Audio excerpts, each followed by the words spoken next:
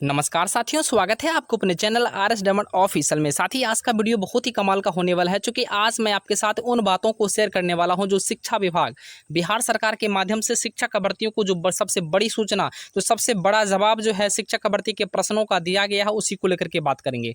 कुल मिलाकर साथी, जैसा कि आप लोग ऊपर में यहाँ पर देख पा रहे होंगे कि राज्य में प्रारंभिक विद्यालयों में शिक्षक नियोजन की प्रक्रिया प्रारंभ हो रही है। ऐसे में नियोजन से संबंधित कतिपय बिंदुओं के संबंध में बार बार जो प्रश्न शिक्षक भर्ती के माध्यम से पूछा जा रहा था, इसी को लेकर के विभाग के माध्यम से जो सबसे बड़ा जवाब है, जो सबसे बड़ी स्पष्टीकरण है, उसी को लेकर के साथ ही आज हम लोग इस वीडियो के माध्यम से जानने का प्रयास करेंगे। यानी बार बार पूछे जाने वाले प्रश्न ऐसे हो सकते हैं, चूंकि सब्जेक्ट को लेकर के प्रश्न अभ्यर्थियों के बीच में है कि कौन से सब्जेक्ट को लेकर के ज़्यादा बेनिफिट हमें मिलने वाला है। साथ में ही अगर मैंने कंपोजिशन सब्जेक्ट से अगर अप्लाई करना चाहता हूँ 6 to 8 में, क्या मैं एलिजिबल हूँ या नहीं एलिजिबल हूँ। साथ में ही बेसिक ग्रेड शिक्षक बनने के लिए हमें किस प्रकार के चीज़ों को ध्यान में रखने की आवश्यकता है। साथ में ही सब्जेक्ट कॉम्बिनेशन को भी लेकर के बात करेंगे, वीटेट सीटेट के मुद्दों पर ही बात करेंगे। साथ में ही कह लें तो कहीं ना कहीं जो है शिक्षक भर्ती को आरक्षण से संबंधित अपडेट भी चाहिए था, इसमें आरक्षण से संबंधित अपडेट भी बात करेंगे। साथ ही महिला पुरुष से संबंधित जो आरक्षण है उसको भी लेकर के बात करेंगे। तो चलिए साथी, वीडियो को प्रारंभ करते हैं, चूंकि आज मैं आपके साथ उस ऑथेंटिक अपडेट को लेकर के बात करूंगा जो बिहार सरकार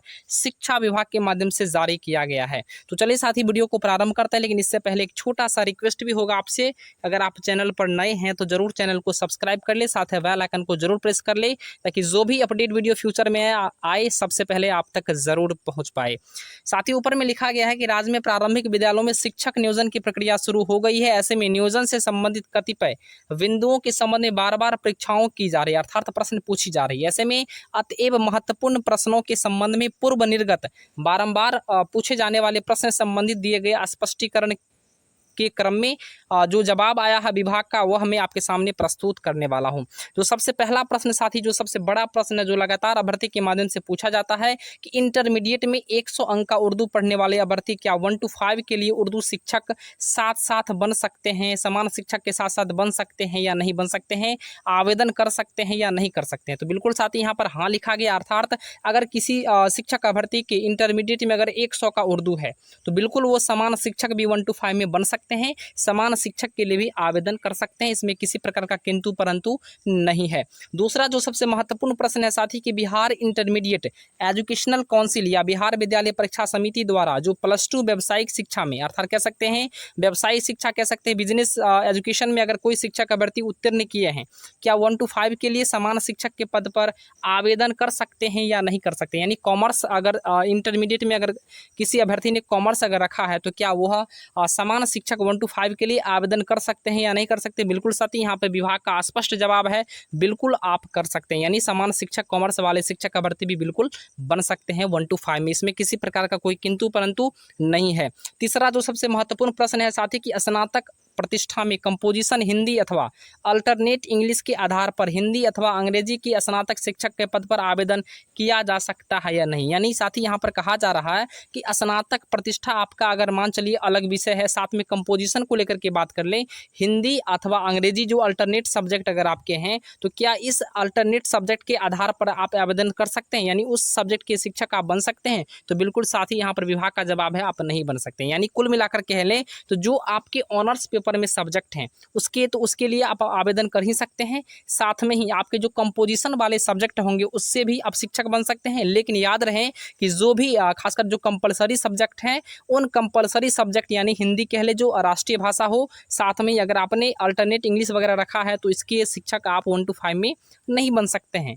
तो चलिए साथ ही इसके अलावा हम लोग बात कर लेते हैं नंबर 4 में, चूंकि यह प्रश्न भी लगातार शिक्षक भर्ती के माध्यम से पूछा जाता था। उपशास्त्री योग्यताधारी अभ्यर्थी क्या वर्ग 1 to 5 के लिए समान शिक्षक के पद पर आवेदन कर सकते हैं या नहीं कर सकते हैं। बिल्कुल साथी, यहाँ पर लिखा हुआ नहीं कर सकते। यानी उपशास्त्री अगर योग्यताधारी कोई भी शिक्षक अभ्यर्थी हैं तो 1 to 5 के लिए वह समान शिक्षक के लिए अप्लाई नहीं कर सकते हैं। यह विभाग का स्पेशल स्पष्टीकरण अभ्यर्थियों के बीच में आ गया है।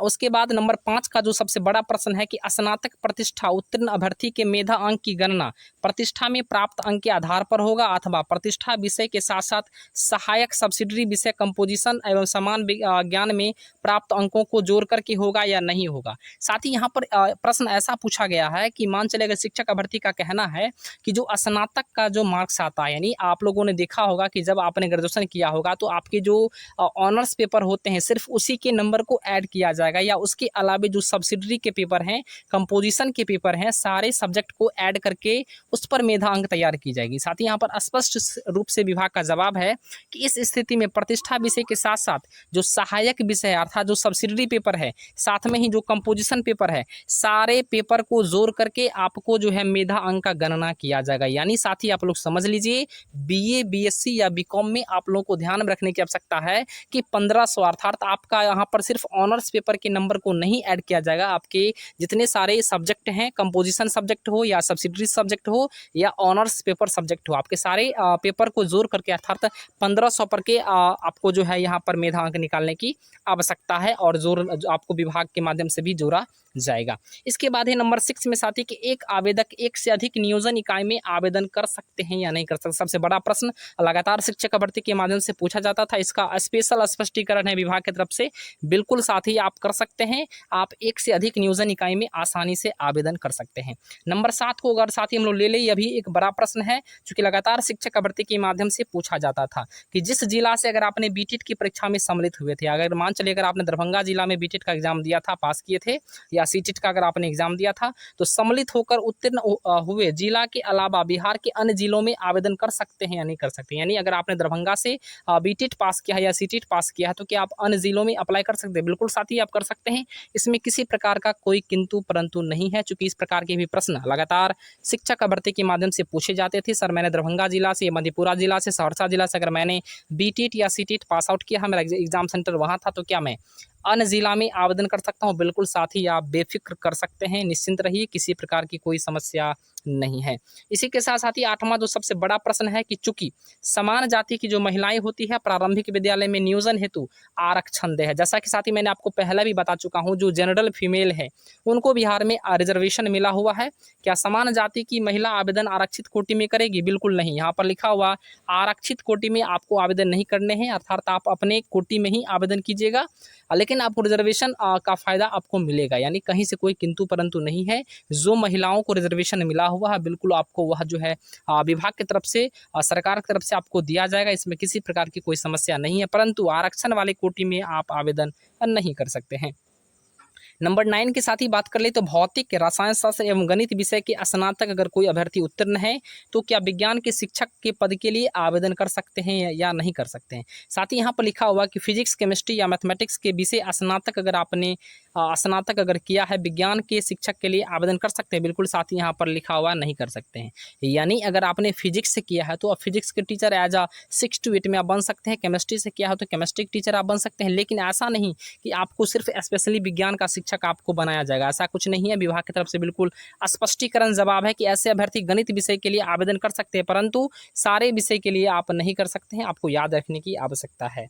नंबर 10 की साथ ही बात कर ले, यदि किसी अभ्यर्थी इंटरमीडिएट में वोकेशनल विषय पढ़ा है तो क्या मेधा अंक की गणना के लिए उसके प्राप्तांक को कुल प्राप्तांक में सम्मिलित होकर जोड़ा जाएगा या नहीं जोड़ा जाएगा? बिल्कुल साथी नहीं। वोकेशनल कोर्स अगर कोई भी शिक्षक अभ्यर्थी इंटरमीडिएट में किए हैं तो आपके पूरे प्राप्तांक में उन नंबर को नहीं जोड़ा जाएगा, यह विभाग का ऑफिशियल अपडेट है, यहाँ पर नहीं लिखा हुआ है। इसी के साथ साथ ही जो सबसे लास्ट क्वेश्चन है, इसके अलावा भी मैं आपको इंपॉर्टेंट चीज बताऊंगा, बिल्कुल आप लोग वीडियो के अंत तक बने रहें। नियोजन इकाई बार एवं कोटि बार रिक्ति की जानकारी कहाँ से प्राप्त की जा सकती है? बिल्कुल साथी अगर आपको नियोजन इकाई बार या कह सकते हैं कोटि बार अगर आपको जानकारी लेनी है तो आपको जिस नियोजन इकाई में अगर आपने आवेदन किए होंगे उस नियोजन इकाई के माध्यम से आपको सारी जानकारी मिल जाएगी, या डिस्ट्रिक्ट एजुकेशन ऑफिसर का जो कार्यालय है उस कार्यालय के माध्यम से आप लोग को सारी जानकारी मिल जाएगी। एक सबसे बड़ा इंपॉर्टेंट चीज साथ ही मैं आपको बता दूं कि इस बार जो है नियोजन इकाई के माध्यम से आपकी मेधा सूची नहीं बनाई जाएगी, अर्थात कह सकते हैं आपका इस बार सचिवालय के माध्यम से मेरिट बनेगी। यह सबसे बड़ी खुशखबरी है शिक्षक अभ्यर्थियों के लिए, क्योंकि इस बार आपको सारे के सारे बेहतर काम होने वाले हैं। लगातार विभाग भी आपकी सहूलियत और आपके कह सकते हैं आपसे 2-4 कदम आगे ही चल रही है।